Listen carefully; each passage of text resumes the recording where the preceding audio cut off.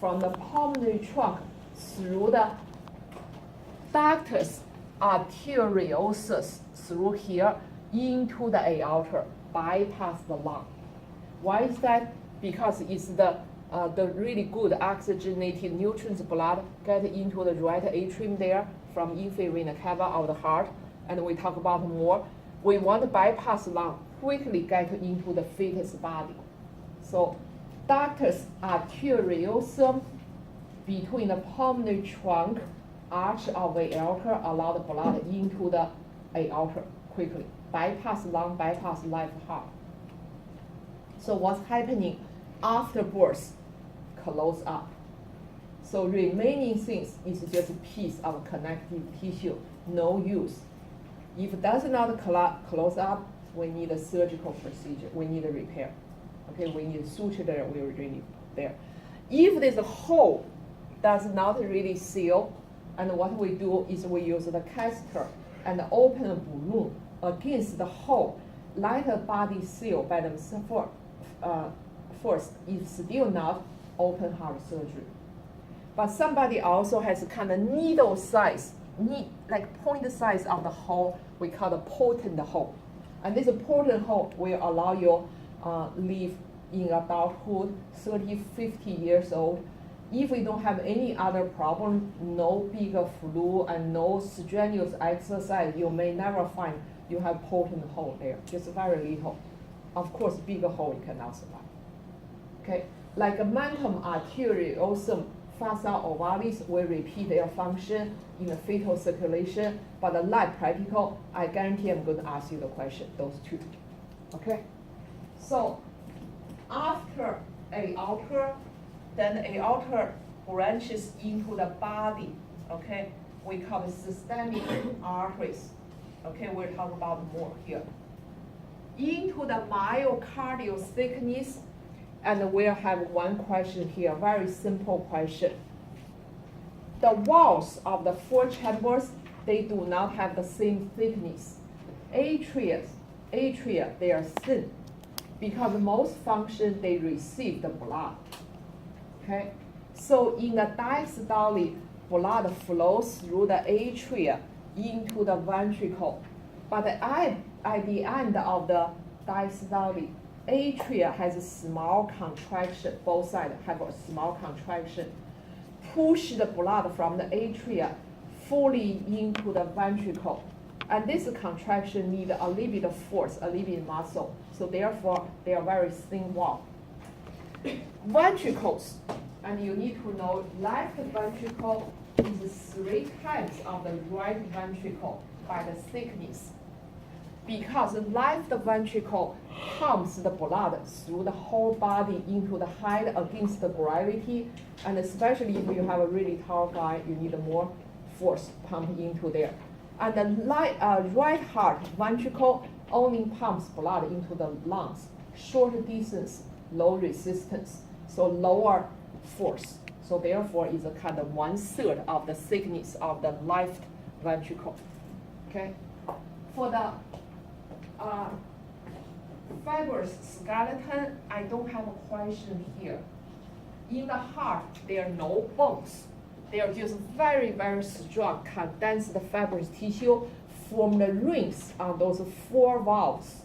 So make those rings holding up very strongly. Are we good?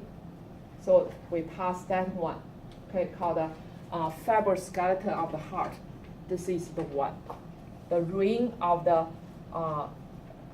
AV valve, the ring of the semilunar valve. And they also have a connection, so very strong, because we beat so many times, okay? Next one about the valves. We already covered it during my previous lecture. I just let you know AV valves and the semilunar valves, I have more than 5 questions on the test. Location, the function, so forth. There are 4 valves that prevent the backflow of the blood in the heart. Tricuspid, bicuspid, right and left AV valves.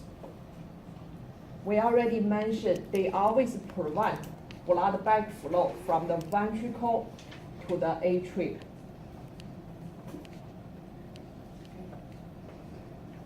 And this picture shows you, this is the AV valve. And just see on the left side, so this is a bicuspid valve. When the blood flows from the left atrium to the left ventricle, valves open. And the chordae tendineae and the papillary muscle always kind of loose, relax, soft. But when the ventricular blood trying to go back to the atrium, the valves close and the cords and the muscle all tight up by contraction. Prevent backflow, also prevent the valve invert into the atrium because they are very strong force in the ventricular contraction. Okay, and you're going to see when they are going to close, when they are going to open, it always depends on the pressure. That is in the 241. When the ventricles contract two together, and the ventricular pressure just goes up, up, up, up, up.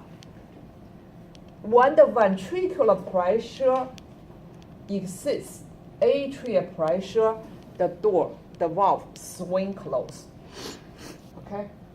And the ventricular pressure still keep building up. And once it build up greater enough than the aortic pressure, and push this door open. Okay? But if aortic pressure is greater than ventricular pressure, then door close. So it's always basically depends on the pressure change. So let's look at the semilunar valves. Semilunar, the name coming from half moon, so semilunar. The semilunar valves like this, like a little sac or bag. And this is the aortic valve, okay? And the pulmonary valve. What is the ventricles? You can imagine the ventricles actually is on the bottom. Our heart contraction is always start at apex. The contraction goes this way, squeeze and push. So push up to the aorta and the pulmonary trunk called ejection. So this is basically pushing up, so therefore the semilunar valve flap against the wall and push the valves open. But when the aortic blood pressure or pulmonary pressure is built up greater than the ventricle, and blood flow comes back and fill with those cups, so sealed those cups. So this is semilunar valves, basically the same, okay? Prevent backflow. So you need to know, you need to identify. In general, for lab practical, I ask you one AV valve. So either try, either buy. You know try, you know the buy, okay? And one of the semilunar, you know aortic, you know the pulmonary, okay? For the lecture, I said more than 5 questions on their name, location, prevent backflow, so forth on the lecture exam questions. Okay. Clinical connection is just kind of reference. The valves function like a door. At a house, our door has to be, if we want to open, wide open. If it's closed, tightly sealed. So the valves should function like this. And if they are narrow, hardening, called stenosis. So like this door only open this much, so the atrial blood has a hard time to get into the ventricle. But when we close, there is a leak, and the blood flows back to the atrium, will cause the atrium hypertrophy enlarge, heavy load, and also decrease the flow into the circuit, pulmonary or systemic circuit. So that's cause problem. We have to fix the valve. Okay. And many years ago, there was a marathon running race in Chicago. I don't remember which year. That year was very hot, very hot. So what happened is that the whole race halted at the mile 19. You're supposed to run 26 and more miles, but they are all halted at mile 19. They stopped because many just get ambulance, dehydrated and fainted blood pressure went down, so all the hospital there. But what I'm seeing is that there was one guy, firefighter, and passed away during the race because had a defect on the bicuspid valve, very minor defect.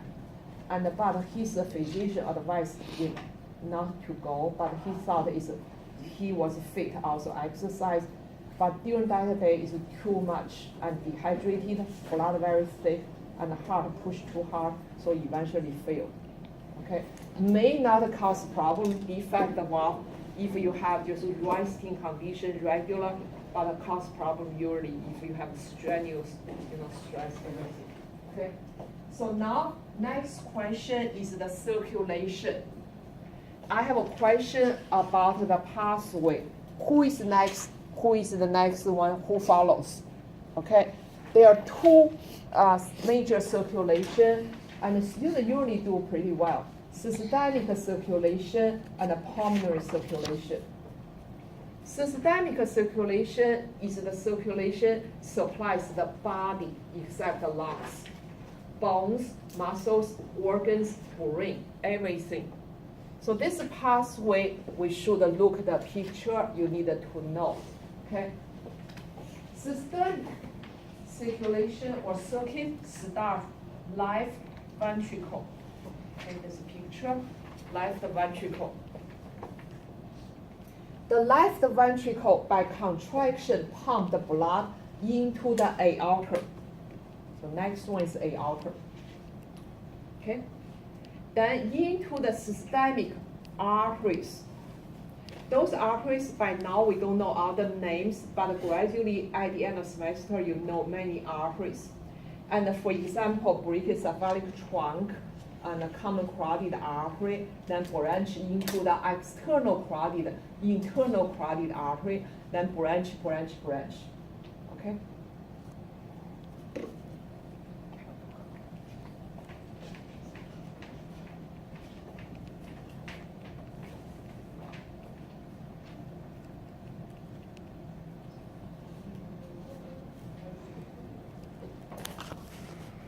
Like a renal artery, hepatic artery, and brachial artery. So all into the arteries. Then flow into the capillary network. Before the capillary network, there are numerous arterioles. Arterioles, next chapter we'll talk about, no name. Numerous. You can only observe them under the microscope. We call the microcirculation we talk about. In the systemic capillaries, blood unload oxygen nutrients to the tissue, picks up CO2 and the waste, return into the small vein, very short, very small kind of venule, eventually back to the systemic vein, such as the femoral vein, renal vein, and the brachial vein, and the ulnar vein, radial vein, all back into those three sources, superior inferior vena cava, and the coronary sinus. Back to the right atrium, from the 7 to 1, this is systemic circulation. Systemic circulation always connected to the pulmonary circulation because the blood doesn't stop, just continue flow. So the pulmonary circulation starts right ventricle, pump into the pulmonary trunk, pulmonary arteries. In the lungs, branch into the capillary. Then return to the pulmonary veins. Finally, left atrium. So the circuit starts with the pump, ventricle, and then return to the atrium, the opposite side. So left to the right atrium. And you remember the pathway is basically like this: artery, capillary, and the veins, and the atrium. So this is the ventricle, artery, capillaries, and the veins, and the atrium. Okay? Then you can build up, is it pulmonary or systemic? So pulmonary artery or pulmonary artery. Systemic vein, pulmonary vein. So you build up like that. Are we good? Yeah, I have one question on the one on the circulation. Also, the major difference we already know. One is a pump for the system, one pumps for the lung. But another difference is this. All the arteries in our body have oxygenated blood except pulmonary. So pulmonary arteries, pulmonary trunk have a deoxygenated blood. All the veins in our body have a deoxygenated blood except pulmonary veins, 4 of them. Pulmonary veins have oxygenated blood. And those kind of principle or foundation is for you now and the future. You have to have very clear concepts here, okay, for now and the future. Because later on, and we're going to learn partial pressure, PO2, PCO2, especially if you become nurse, working in the ER room, and the first thing you said is pulse, blood pressure, PO2, PCO2, okay? If it's oxygenated blood, PO2 is about 100 and the PCO2 is about 42. But if you opposite, then you have high CO2 and a low oxygen. So people always ask you those kind of questions. Are we good? Are we clear about this? Yeah, we're almost done. We have big chunk already passed, okay? But are you really clear about what I'm talking about? Okay. The next one is the coronary circulation. The coronary circulation is basically the blood to the heart. And for the lecture, you need to know there are 2 coronary arteries, major one. And each one has many branches. For us, 2 major branches from each coronary. You need to identify, you also need to know the lecture. The left coronary artery comes out from an aorta. Underneath the auricle, very short, so divides right away our 2 major branches. The first branch is the anterior interventricular branch. Let's see together. Anterior interventricular branch. And this artery you must know and you must identify. This is almost the most important branch in the heart. Clinically, is not called anterior interventricular, 2 words. So clinically, if you go to the Loyola Hospital, and all the cardiologists called LAD, left anterior descending artery. Left anterior descending artery. Why is the most important? It supplies most the left ventricle. If the muscles lost blood from there, the prognosis is basically more than 50% first heart attack die. Okay, so what is the first sign and the symptoms? 50% people dies. Okay, so this is the one branch. Second branch goes to the circle around the coronary sulcus, make a circle to the left, called the circumflex branch, because it makes a circle. Right coronary artery goes rather long until go to the right side, form a major branch for the right ventricle. We call that marginal. So supplies right ventricle. Then the right coronary artery goes to the back of the heart, gives a descending branch, another one, called the posterior interventricular branch. Let's see together. Posterior interventricular branch, also marginal. I always ask you at least 2 those branches on the left, because they are vitally important. Anytime you have a coronary, you know, heart attack, and those are really important things. Okay. This is the artery. What about the veins? All the veins we call the cardiac vein. Okay. And the 2 major veins you're going to identify. Anteriorly, great cardiac vein. Let's see together. Great cardiac vein. Posteriorly, middle cardiac vein. Let's see together. Middle cardiac vein. For the lecture, you know there are 4 veins, and you need to highlight they all merged into coronary sinus. So this is the coronary sinus.